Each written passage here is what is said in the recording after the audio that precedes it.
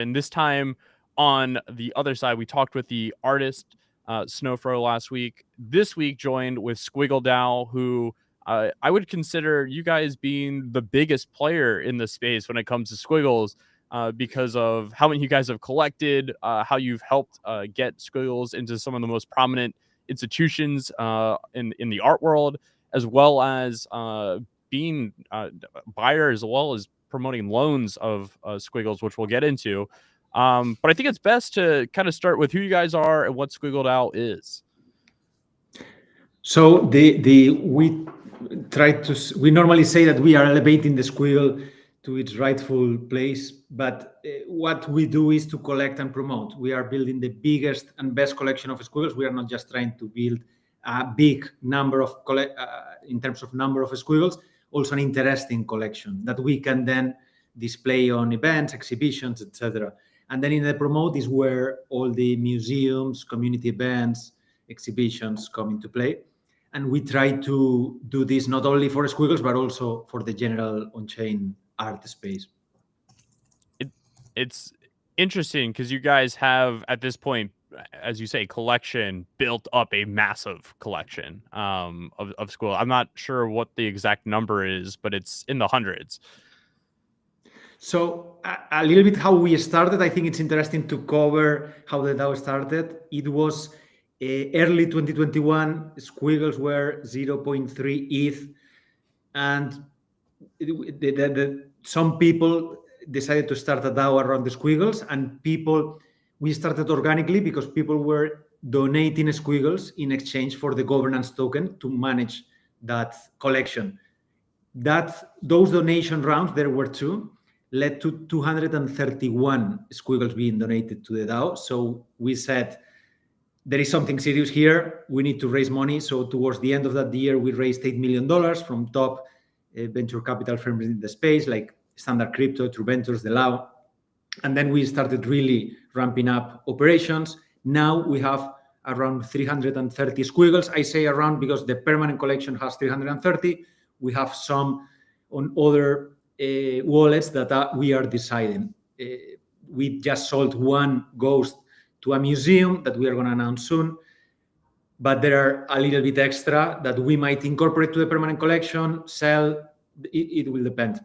And since around mid 2023, Sam and I took over the DAO and we restructured the management and the team. We went from 11 full-time employees to us two and some contractors, and reviewed every line of expense, cutting completely or negotiating down every line of expense, etc.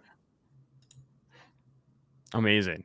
And Sam, and I guess you two were collectors in this space previous to the DAO. Obviously, Chromie Squiggles was a collection that resonated with you. But what your backgrounds? I'm curious. What led to you guys being here today? Yeah. I definitely was a collector. I was big in the punks community, Squiggles, all of gen art. But previous to this job, I was an engineer, in general. And then I moved into the space, started trading myself, and really got obsessed with the DAO concept. I was one of the co-founders of Metaverse DAO, which eventually became Neon DAO. I was on the curation board of Fingerprints when it started, curating its original collection. I was one of the founding members of Bright Moment. So I was always very, very passionate on DAOs, and finally found Squiggle DAO, joined, and then when NFT took over, it was really enjoyable because we're able to just implement all these theories we had on DAOs, and a lot of them play out to be good. And yeah, we're just very excited and very passionate about it, to be honest. What is, I guess there's so many different KPIs for the ultimate goal of the DAO, and talking to Eric last week about what he wants. It's not about his name. It's not about money. It's not about floor price, although we'll talk about that at some point. But it's the proliferation of the collection being known and it being a cultural icon is the ultimate goal in your eyes for this to be in as many museums as possible. Because it does seem like Squiggled Owl has kind of taken the position that you guys are ultimately leading this charge to get this in these museums, and using the collective of connections and, you know, what you've built to basically be the leader of these onboardings. Yeah, I mean, it's a great question. So one of the things that Nifty and I spotted early is like, what is the purpose of a DAO, right? Cool merch, it's cool, but it doesn't cut it, right? An event, it's awesome, but what does that really have like the long-term impact? So him and I really like spend a lot of time going back and forth. What are the best ways? He'll talk about the finance section in a bit, but on my side, it was just like, okay, so how can the DAO actually impact the collection? And how can we see this tangibly, right? Like, as we said, having an event, does that really onboard that many new people, etc.? So as we progressed, when we took over, obviously we did the foundational stuff, like the legal, have a website, put out a lot of like data tooling, etc. And that was like you need that foundation, right? And then we started focusing on like the big picture, what really moves the needles. So museums was a big one, because obviously that's when the biggest issue with, I think, is Web3 is we are a bubble and we're not expanding. So it's just a circle, right? And our thing was like, we need traditional arts, like museums, trad art collectors, institution galleries, etc. So that's where we started taking this initiative, and we really, really put a lot of focus. It's been really hard actually, because right now this year we've seen a lot of news on museums, but we've actually been working on this for a year and a half. So it's like a year of nothing. And we're like, maybe we're doing this wrong. And it wasn't that. Just the main case is trad art works really slow, like really, really slow. So you're talking about like a multi-year project in a sense, but it's paid off. And now we've finally been seeing this. We were the first out to donate us like a piece of art to a museum. And now we're proud to say we're the first one that sold a piece to a museum. And that was quite a big sale, and we could definitely get more into that. But yeah, that's on the museum and operational side, and like also running lean. And then I'm sure Nifty can talk about the financial side. Goes hand in hand. Talking to a museum that moves slow and thinking decades, we cannot be like a little organization that has 2-year runway. That's why we are focusing so much on cutting expenses, generating revenue, and trying to be sustainable or as much as we can toward that goal, so we can talk to them in the same sense, like we are going to be here supporting Squiggles for the foreseeable future. It's not that we are going to disappear in 2 years.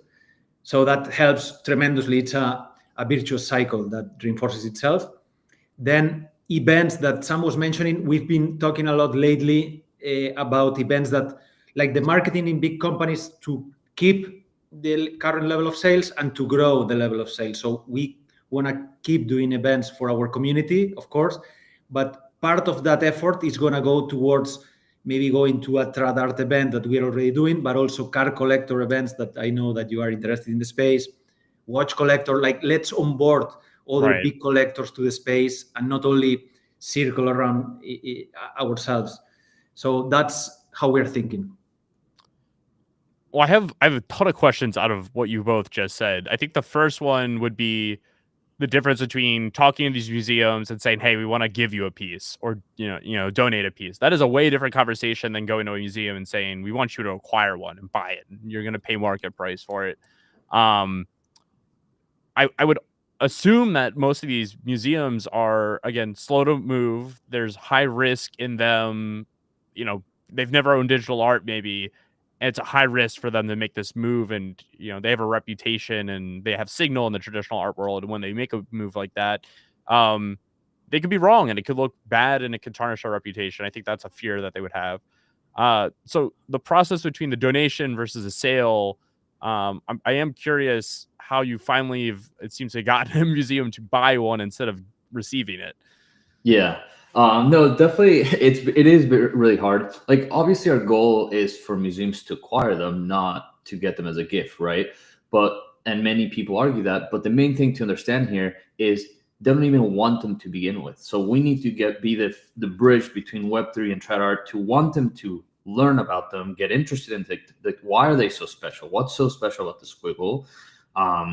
Their cultural impact, technological impact, etc., educate them on, and then onboard them. So I think it's a slow process. We got to start where we can, which is placing them in museums, which already signals to other museums that there's interest. And then eventually that trickles down to like, maybe we should acquire one. So I think that was like it basically proved it was like product market fit for the DAO. It was like we finally figured it out, and there's going to be more placements in the future. Some will be donations, some will be sales. It just depends on the situation. Obviously, we want to optimize to eventually be only sales, but I think we're too early, and I think museums are just not educated enough on the art. So there has to be one that takes initiative to do that, and that's basically where we position ourselves. What is the difference in like display / like excitement for having the piece when like it's donated to them versus like obviously if you're gonna spend the money to buy the piece, you're like, I want it, I want to show it off. I'm bought into the narrative here and the movement that this art piece represents versus hey, we're giving it to you. Like when if people want to donate art to me, I sure send it to my wallet. I'm not gonna complain, right? Like I are the museums in a position of like, oh, like yes, we'll receive it and we're all about this and we want to we want to show it off, and or are they just like, yeah, sure, we'll take it.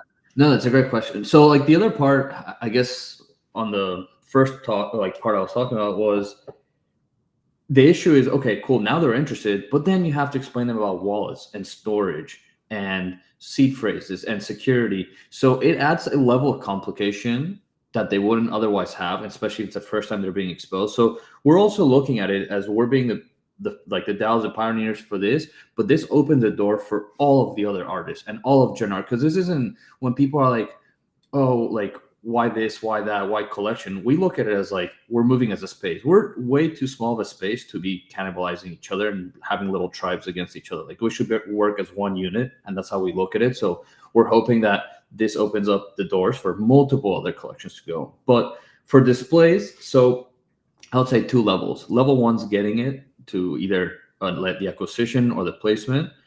Second level is display. That is much, much harder because they've already been like hit by a train on something new, and now you have to like tell them about the display, which adds another complication because they don't have digital displays. And then you want to, like we've seen most places that they display the squiggles, not ideal. And we've obviously talked to Snowfro about the best way to, and it's like a Samsung frame with a certain percentage of brightness, so it looks like the best and the colors come out the most naturally. So that's part 2, which we're also working, and we always try to incentivize museums. Nifty and I developed a strategy where like we offer museums a free Samsung frame if they're willing to display it. So we basically take it like the friction out of the conversation. We're like, we'll donate everything as it should be, and we can tell you exactly how to set it up if you're willing to display it. But again, a museum's not going to revamp structurally, architecturally part of the rooms for display. So that's like that's a big ask. Yeah, a big ask to come up. Like, there's a lot of big asks happening to these museums. Yeah, we're getting there, but I think step by step. And exactly the way that was going to say that the way we see it is let's open the doors first, and then we can get more picky about acquisitions, but versus donations or the right display, or if you don't display, maybe we don't donate to you. So let's open the doors first. It's still early stages. So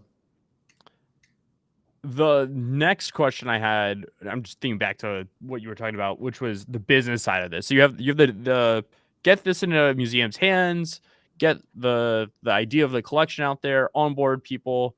There is inherent value that you're creating doing that.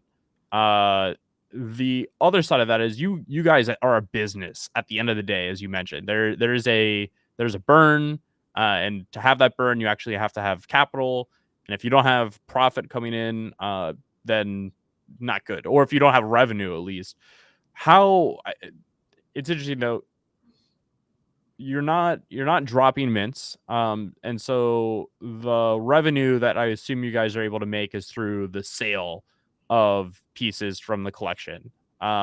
Is that correct, or am I missing another area within like the business model of like Squiggle DAO? So regarding mints, we've experimented with different models. We did a mint with DCA, Snowfro's brother, like to commemorate. It was the 3rd anniversary of the Arblox Day Zero projects. Mm-hmm. So Daniel working with Eric together with Squiggle DAO, and we saw that really the interest of the community is not us minting anything else or selling hoodies to them. We think that crypto allows us to generate revenue in other ways. So the way we did it at the beginning was in lending. We were super active, and maybe we can cover later in detail. Then, due to the regulatory environment, like the SEC targeting Web3 teams, our lawyers advising us to stop, we decided to stop lending. We replaced that revenue that was around 100, 130K. Next year, we replaced that with some airdrops, some sponsorships, some yield that we were, as I mentioned, we were experimenting, generating some. So we generated another 100K, which was, we were pretty satisfied having to replace 100% of the revenue sources from one year to the next, and we were more or less at the same level. Right. And this year, there was the first that sales of Squiggles came into play with that museum that Sam hasn't mentioned, but it was a 6-figure sale at the Oh, time. wow. So it was not a small one. And we were fighting with the museum because they wanted a really special piece in our collection, one that we exhibited last Marfa at Glitch. So we were like, we don't want to sell this one. But yeah, they were interested in Right. that one particularly. And when we announced, all the details will make sense why that piece. But that's when we are already at another 100K generated this year in just one quarter. So we are trying, but what we see summarizing TLDR is the community. We don't want to monetize the community. That's not our product market fit. Our product market fit is do the museums and generate via yield, via NFT lending, generate that revenue that sustains operations forever, ideally. Incredible. It must be a pipe or a hyper. It's got to be something really special. I'm curious which one it is. Sam, you wanna leak something or? No, it's yes, of course. On chain, so it's on chain. So it is on chain. I can't say much. Well, I won't say anything about the museum. I'll say the squiggle was a ghost squiggle, and it was a very special piece. It's going to explain a lot of our, as we said, like the things we do don't make sense a year ago, but now they make total sense. Such as like starting the museums, didn't see anything for a year, and now they hit. It was the same thing. I don't know if you saw, we did the 800-pound marble squiggle sculpture at Glitch that we donated, and everyone's like, "What's the point of this? It's cool, but there." And we understood that you have to show art in different mediums for chart art to understand that there's more to it than just a screen, and that's super important. Obviously, we understand this, and we've been talking to a ton of people. We have a ton of contractors, a ton of you could call them consultants, people advising us on like the actual travel world, and that was very clear. And then because of that, that also helps as inspiration for other museums to pick specific squiggles to fit something they're working on, which I know that sounds so vague, but it'll make sense. But yeah, this ghost squiggle, I mean, we signed, it was an agreement. The agreement happened when it was worth 6 figures. Sadly, when it was executed on chain, ETH dipped, so then it didn't hit the 6 figures. It's not really about like it's about it sends a message, right? That a museum specifically wants one that's not a floor, and it says a lot why that specific one. Again, I can't really say much more, but yeah, it was a very special piece. We struggled, but again, it goes into an amazing home, so we can't say no. For those who don't know, Ghost, there are rip squiggles, those that have that rip around them that has colors, and there are 11 preset background colors on the squiggles. So those gray scale colors for rip match those background colors. The perfect white is color 255, of course matches the white background. That's a white harmonic. And ghosts are those that are as close to perfect white. 3 color hues are not, you cannot notice with the naked eye. So between 252 and 255 are ghosts, those that blend with the background, with the white background. I actually did not know that. I just learned something incredible. They look pretty cool. Well, that's exciting. I'm really excited to see the museum is going to be.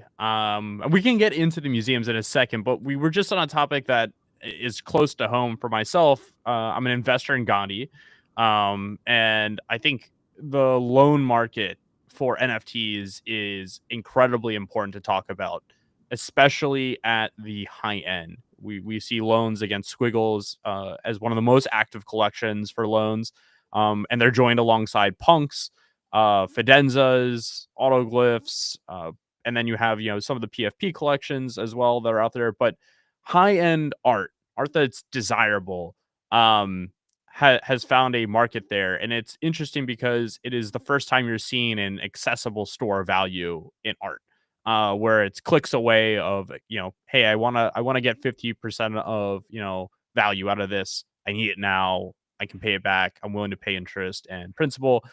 Let's do it."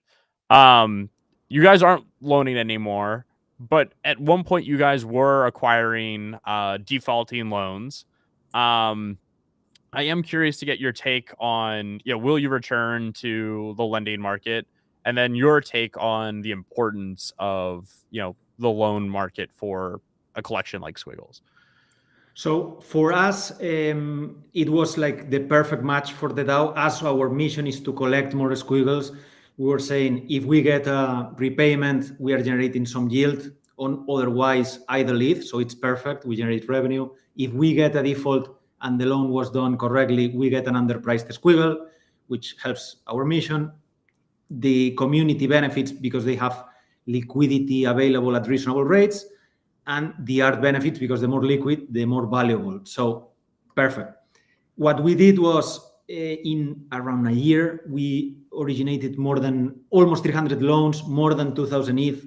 We were doing manual and automated strategies, so both. We're running bots on all the lending platforms, putting manual offers as well, tailored to the rarity, quality of the squiggle, and we were generating around 20% internal rate of return, including defaults. People think that we were blindly going for like whatever LTV and whatever floor level, we will blindly do 90% LTV and hit the defaults. That was not the case. At some levels, we were really aggressive lending when we were thinking that the squiggles were attractive in floor price.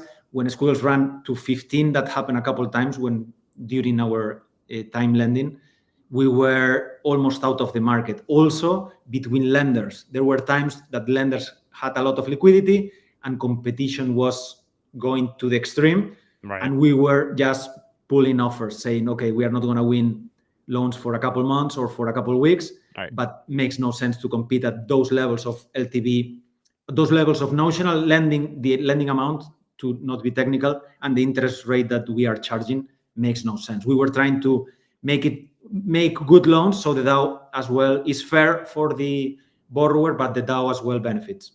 Makes sense. Again, at the end of the day, you guys need to make sure that, although you want to collect, you don't want to get in a position where you have, 100 loans that are defaulting on you, and you're stuck with a bunch of NFTs, and now you have, payments to take care of.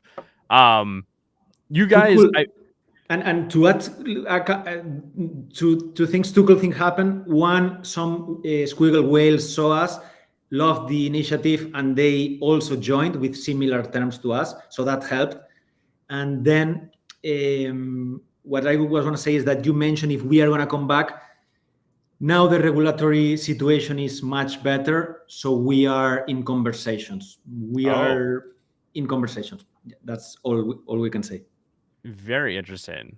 And I'm curious, again, as a Gandhi investor, were you guys using multiple platforms or a specific one? Or okay. We were agnostic in the sense wherever is the borrower, we will go and put the best offer depending on the squiggle. And also some community members were directly coming to the Discord and asking for a loan offer. Very interesting. Well, it's exciting to see you guys come back to that. And obviously the regulatory side of things is helpful. I think a lot of people are still like they want more, but it is definitely different than it was 12 months ago for sure. I think we could hop back to the museum conversation we were just having, though, because there is a link between the loans and the museums, which is again this idea of there being value, and people viewing it as an asset that they don't want to sell. Right? There's a huge distinction, I think, in the maybe in the art collecting world, but specifically like NFTs, where I can own an asset and I view it as something I can own. It goes up in value, and then I want to sell it. And there is a point when you're about to click list or accept offer where you're like, all right, do I want to let this go? And for me personally, I know for many Chromie Squiggle owners, it would take a lot. It would take an insane number, or it's just off the table to sell that item. But there's still value there. Even if I say, like I'll never sell my Chromie Squiggle that I bought. If I did want to get the value out of it, though, I need to go get that loan. And then that is kind of driven also as like more and more prestigious institutions, as bigger collectors, as people start displaying this in their homes. That again has an impact on the lack of desire to sell. But you still have the value there. The museums that you guys have acquired are, and I could list some of these off. You have the LACMA, you have the Institute of Contemporary Art Miami, you have the NXT in Amsterdam, you have the ZKM in Germany, Buffalo AKG. These are not small name institutions. These are well known. These are Miami. It is the museum to go to in Miami, and obviously during Art Basel is kind of destination to some of the biggest art collectors and art connoisseurs in the world. With this, I'm curious, who are you guys, like, who's the grail on the list? Is there a strategy against who you're talking to, or are you just talking to anybody? And obviously this is we're leaning contemporary. Have you guys tried to go to anyone that you're like, hey, in a million years they would never want to have this, but there is a potential way to make it work. I'm just curious on the strategy against that. Definitely. Yeah, this took years of us developing, because obviously, as you can see, like from not knowing anything about trad art or museums, we had to learn so much, talk to so many people, be in the same room as the people. So there's a few things. So going back to what you said about lending, it is key, like to show the value. Like there's a lot of data behind it. Like there's been over $40 million lent against Squiggles with over like 1,000 separate loans. So this just again shows its underlying value. Another like interesting fact would be like over 50% of Squiggles have never sold, and since January 1st of 2023, almost 90% of Squiggles have not traded. So there's a lot of like interesting facts where you really do see this long-term mentality. You see all the largest holders. Sometimes people might criticize like, why is the concentration a certain way? We actually look at it as a positive thing because we have it in people's hands that are just willing to hold. Like you see the top holders, they never sell because they truly, truly believe in this long-term. Right. It's not a quick flip.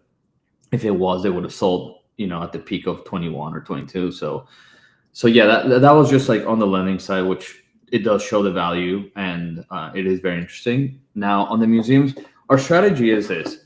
Obviously, the grails would be like the MoMAs, the Tates, like that, the top tier, right? We do a lot of internally. We have a lot of data, and we track a lot of these things. So we develop a list of target museums. We contact a lot of them ourselves. A lot of them we have contractors, meaning people that have connections directly to their curation boards. Because at the end of the day, this is a game of connections, and if we don't have them, we have to find the person that has that connection. So that's worked well so far. We've worked with a few, and we internally are. I can't say much about this, but for example, we got invited to a private event in LA at the beginning of this year of one, you could say, arguably one of the biggest museums in the entire world. And that was huge because it was us and every other person in their curation committee. So the fact that we were in the same room talking to them, networking, and hopefully eventually even getting to have a seat at the table, that's huge. So that's how kind of where we're looking at. We have an internal list. We're not we're open to talking to any museum because we're not at the point where we could be cherry picking. Like at this point, we got to be open, try to get it everywhere, especially worldwide. We don't want to have the collection in just U.S. museums, European. We want to be all around. So that's another thing we've been targeting, is making sure like next in Amsterdam, or I see as in Miami, and in Austria. So there's so many different ones. But yeah, that's kind of the strategy. Is right now we can't be picky, right? We want to talk to everyone, educate as many museums, but we do have our target list. And like I guess I could say this is we're also curating like full sets of beautiful Squiggles from some of the largest holders, so we can offer this to museums. So we're also like curating packages, etc. So we're Right. just working at it from multiple angles, and yeah, it's a long-term play. Like this is a multi-year play. And I think it's a decade play, right? And Yeah, no, obviously you guys raise capital. No investor wants to hear, it's going to take years and years, but it is. You are literally going into one of the most, I would say, stubborn industries. The most like, this is how it's been done, so it's going to stay that way. It's interesting. Um, but you can start to see the ground move, especially when you have some of these large name museums coming on. I'm curious, does the impact of like Sotheby's and Christie's coming into the digital asset game, NFTs, as well as obviously holding Squiggles, I think at a higher level of, when Squiggles come to auction, they definitely hold them in high regard. Does that help you guys?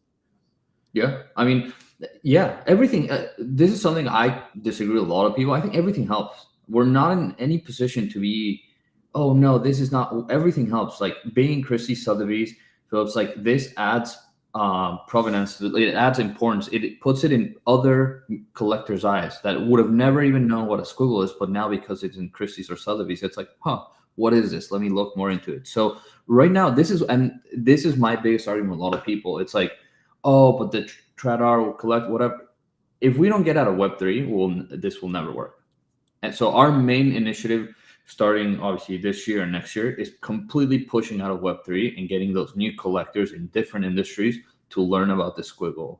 And that includes galleries, museums, etc. But yeah, it's definitely a challenge. When I say multi-year, I mean like starting to talk to a museum to getting it into the museum. It's a multi-year, but our DAO thesis is like generation. Like we are looking at multiple decades, and we talk to our investors about this. They're fully supportive. They love this long-term view. So yeah, we're just sticking to it. Incredible. So I assume the MoMA would be the like holy grail one on the Yeah. list. I mean, obviously you made references to would be, but I feel like if the MoMA were to all of a sudden acquire a squiggle and display it, that sends a message to everyone else like, hey, like if you don't have one, you're behind, you're late. And I think it also signals something to our industry as well of, okay, we have not seen like an adoption or a signal like this against any other collection or any other artist. um i i, I think that's fair to say. Yeah, I mean it is true, and the efforts show. Like squiggles are the most collected NFT collection in the entire world by museums. We're in 8, and then if you're talking about like the ones that started all like CryptoPunks, AutoGoods, and Squiggles, AutoGoods are in 2 museums, Punks are in 4, and Schools are in 8. And this isn't a competition, to be super clear. This is more just like we want everyone to go in, but this is we cannot hide the fact as a DAO we're very proud of what we've done, which the natural market, meaning Snowfront and just like a museum in Germany, minted squiggles, that's 4. And the DAO was the one that got the other 4. So again, it's just to show that we are doing something. We are tangibly impacting the collection, not just sitting there creating nice merch. Right. On that kind of like thesis of like, all right, here's what the other big collections are doing. One dynamic that's interesting is around the floor price. And again, I don't think that defines everything. But notably, we saw Squills run up to like a 15 ETH floor at one point. They're currently sitting at like 4.5, 4.25 ETH floor. Um, Not to like put you in like, it's such a dumb question, like where do you see the price going? But we've seen people theorize like, okay, when we move away from this like PFP as identity to, okay, what digital art am I representing and putting up, as that becomes more of a norm? Because right now it's very normal to have a PFP, and I think that has helped punks resonate with so many people. But when it starts to become, hey, okay, every house has a screen, or when new, luxury $1 million houses are being built, they are planning out where outlets going so their screens are going to be put. And that, if anybody's listening and being like, that's not going to happen, I know multiple families right now who have asked me to consult on like what pieces to acquire, because they want to know like, okay, what size screen are we going to need? What ratio screen are we going to need? And then what piece is going to go there? And Squiggles is obviously one that I talk about, and I think it was one that resonates with people. But as it becomes normal, that drives more demand. You have the museums coming. Is it possible to see Squiggles become one of the most desired pieces to own, and thus like make this move towards a very, very high floor price? Yeah, I mean, again, I think it's one, obviously that signal of trad art collecting being, the collection that's most collected by trad art. But two, I think it's culturally important. You have the ones that started it all culturally, technically, obviously CryptoPunks, Autoglyphs, and Squiggles. I'm not disregarding obviously other incredible people like Xcopy, etc. I'm just talking about like the big collections. So that's one big thing. The other one, to be honest, and I think sometimes it's overlooked, out of the top collections, Snowfro is still still in this space building nonstop. Like, love Larva Labs. I mean, we know Matt, and they're great, but obviously they sold the collection, right? And then Autoglyphs is kind of like its own thing. Snowfro's still out there, and he's still pushing, and still talking to museums, collectors, and nonstop. And he is basically the most liked person in the space. Like, it's really like, I don't know any person that doesn't like him, and that says a lot in a space that everyone is angry all the time. And so, yeah, I just think those are the kind of things that get a lot of attention. That's why people are incentivized to collect the Squiggle. I am curious on the back to like the floor price side. ETH being the underlying currency here draws in an interesting dynamic. And as you just mentioned, you had a 6-figure acquisition. Now that ETH has decided to tumble, that has gone down considerably. Do you think that's like a hurdle for any ETH collector right now, is dealing with this underlying asset that currently is just getting pummeled to the ground, and people are kind of calling to like, okay, like ETH is cooked? It could be a hurdle, but also an opportunity for those that want to get in. Suddenly, Squiggles, punks are 6, 7K, punks 70K, I think, this morning. So for those new collectors, that it's one of our main focuses of our conversations. It could be a little bit easier to say, if you bring the value, we were doing some numbers on the value of a Picasso that it's mid single millions to 8 figures. You could build a top tier collection in the space right now.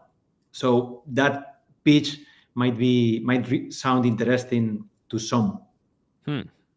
It is an opportunity right now. I've seen a lot of people, they're also thinking in like ways of like taking loans or selling pieces to get more liquidity to then go make more money. But the end game has always been, okay, when I have capital to deploy, it is going back into, and it always tends to be this early generative art of Autoglyphs, Squiggles, Videnzas, punks. And like there's a core group there.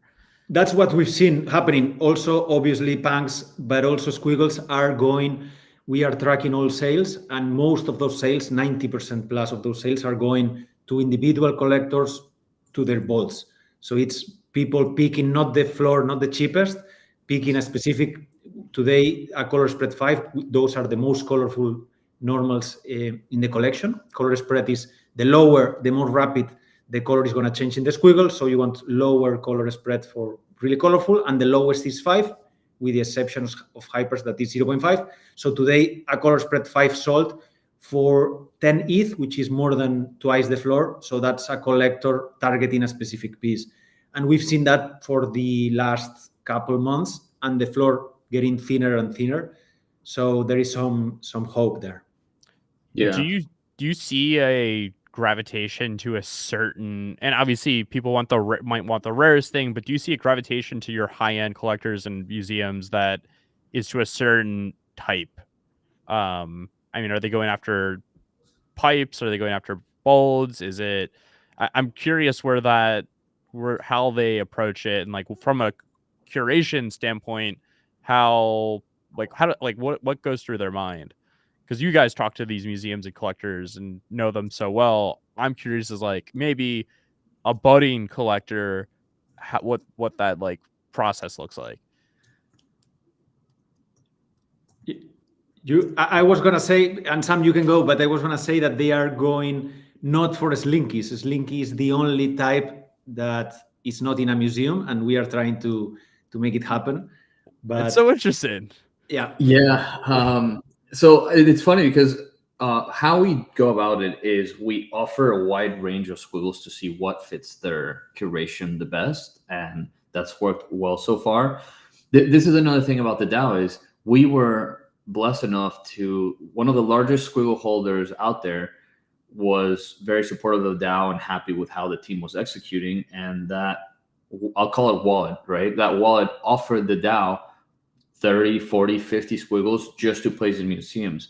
So this is humongous because you're talking about like 500,000 plus worth of squiggles for us to be placing, and it doesn't deplete our treasury. So instead of us depleting our treasury, we're getting these from this like very generous like collectors. So we're very, very happy, and we've been using that, and we have a list of squiggles that we show, and they pick. A lot of them will ask like what squiggles are collected by whom and blah, blah, blah. So we looked. There's all kinds, right? I agree. We need a pipe, and right now a Slinky will be the other one, and a hyper.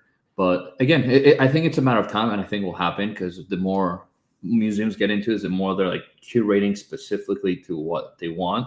Like we've talked to museums, some of them wanted the end of the squiggle to be pointing up, some of them wanting it to point down, right? Like you'd be surprised like what, because of like a thesis they have, or because it fits a certain theme in their collection. It's very, very interesting. So yeah, hard to tell. And then one other thing I was going to say on the floor price, we track this a ton, and something we've seen in the data is if you look at the majority of the sales that happened in the past couple of months, they're going to people's vaults. They're not being flipped, which is very telling on where the collector mentality is at. And you're talking about 50, 60 squiggles get sold per month at this during the peak bear. And that's another thing. Like we forget, we're at the worst of the worst. Like we're at the worst time for ETH and the worst time for NFTs. And at that same time, squiggles were the most collected by museums. People are still buying them. So it's just, to us, it makes us very bullish to see at the absolute worst time. And because we get hit, we call it like the double. We get hit with ETH and then with squiggle prices down. So our treasury goes down by 4x or goes up by 4x. And it's very, very aggressive and very frustrating for Nifty and I. But it's just the nature of the game. And something worth mentioning that probably because of Snowflow and that culture getting into everything he does or everything he's involved, the vibe in the community events Discord has been really positive even during the bear. So that's something that makes us really proud and really optimistic about the future, that people are still supportive, happy, and still there. I'm curious from like the perspective of, obviously you have these people that are willing to give you these squiggles to get them in places or these museums. Are there other places? Are there like companies? Are there brands?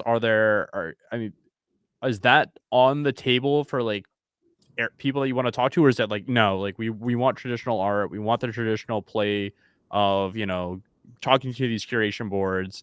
But I was just like thinking here, like where is, if you guys are able to place a squiggle anywhere, yes, museums are great, and I think that is very in line with what you would expect an art collection to do. But also like going to like Nike and being like, Nike, like we have a squiggle that's similar to the check. We'll donate it to you. You get full licensing. It's it's a big signal to art collectors, but it also is a signal to you and resonating to digital art. And that's maybe like a huge, like that's the craziest ask. But you start to think like our museums are just the tip of an iceberg that is very vast, and you could be creative with it. Are you exploring these other venues? Yeah, funny that you say that. We are. We haven't really talked much about it because it's still in the early innings. But so easy, like low hanging fruit was Web3 companies should all hold a small art, and if like you could call it like the Bitcoin strategic reserve, or like a generative art strategic reserve, and a lot of we can't name much, but trying to see what their interest and appetite is. There's some companies that already publicly own like a Squiggle or so. I think Ledger, right, Nifty, if I'm not mistaken. Yeah, we yeah, had Ledger we had does. Yeah. And there's a few others, but yeah, we want to do that. Like we're talking to, this is how crazy things are. Like we're talking to this developer of this mall in Europe where they wanted to have art display and wanted to have like the copy of a Warhol or something like that they own. And we're trying to get in there. Oh, it didn't work out, but we're trying to have a Squiggle there permanently, and that would have been really cool. And yeah, we are exploring all, as I said, like the most harmful thing we could do right now to a collection is to be cherry picking and being like, oh no, this is not, we're not this standard. And like we keep seeing that. And then like yesterday, for example, I was walking by the mall and I walked through Saks Fifth Avenue, and they had an art collection, and it was like, this is Saks, like their actual art collection. And I was like, that's so weird. And then I Googled and I started looking. I was like, well, I'm gonna I'm gonna reach out and see imagine we could have a Squiggle at Saks Fifth or whatever. The more eyes we get on this art, the better. The more it becomes recognizable, the more people like it, the more they want to dig in, and it's just a snowball effect. Yeah, I think there's so many places. Like I would love to see a Squiggle on the side of an F1 car, or again, I can let my mind run wild here, but it is crazy when you start to get into it. There, because of you guys basically being the stewards of a collection that doesn't have this like multi-decade, hey, this is how it's been done and how we expect to do it. You guys can kind of write the playbook for how to do this for a digital collection. And that is possibly, I think, the biggest thing to take away from this. And I think, people say things about DAOs and they'll say things about, NFT collectors and whatnot, but you guys truly are in a position to change how digital art proliferation is handled, and where the edge cases are, right there. You could come out tomorrow and announce the craziest thing, and again, most people might have that initial reaction of like, this is the dumbest shit ever, but it could also, 2 years down the road, it's like, well, no, we did that and I led to this and this, and now everybody knows what a Squiggle is. I think that's the most fascinating thing about Squiggle now to me. Thank you. No, we appreciate that. And we're going to be honest with you. It's been an uphill battle with everything we've done. People are against it. They think it's a stupid, like the sculpture, it was a stupid idea. The music, after not seeing anything for a year for museums, stupid. Like we get a lot of heat from from every side, either community or it could be like an investor or whatever. But at the end of the day, what we've learned is that we have to stick to our road plan, not get distracted. And as long as we're like laser focused, everything else is noise. And so far it's worked, right? Knock on wood, it keeps everything well. But yeah, it's been, because as you said, the roadmap for for DAO doesn't exist. So we're kind of writing it as we go. There is no road and we're just flying blind. So a lot of the things like tinkering and testing, but it has been hard. Like obviously everything sounds good, but Nifty and I have gone through a lot of ups and downs very violently. It's 100% not easy. Now it might sound like the museums are like an email and it happens, but not easy. That's why we think that being responsible with finances and survive is key. And I many ideas that I wanted to say about all the battles and the long conversations and the sweat and tears that have happened behind the scenes to put these results. So fingers crossed we keep going. Well, you guys obviously are bought into the mission of this, because I know I personally know, and I can understand and have empathy to how hard the journey has been. And I as a holder, I'm grateful to it. It is amazing to know that, not only is Eric out there doing everything he can to talk about this and make it a known collection, but there is, you guys are out there actually at a incredible pace, I would say, too. And again, many people might disagree with that, but the pace you are moving at this is is quite astounding, and I'm just happy to know you guys are doing this. I'm curious, going forward here, if people want to join, how do they join? What should we expect in the coming months? Obviously you have a big announcement coming here. Yeah, I think that's kind of the direction. I think a lot of people who are listening to this are probably asking now is, okay, how do I get involved and what's next? They can come to follow us on Twitter. They can come to the Discord. We are always there to help any new collector. We've onboarded or helped many people, like one by one, to pick their squiggle and to pick the best price for what they are trying to collect or the particular piece. So we are happy to help anyone interested in squiggles or geek about the squiggles. And as you've probably noticed, we love to geek about the metadata, the rarities, the traits, all that. So happy, and always, as we mentioned before, the vibe is really positive. So it's not one of those discourse that you are going to see people fighting and complaining. So it's always welcoming.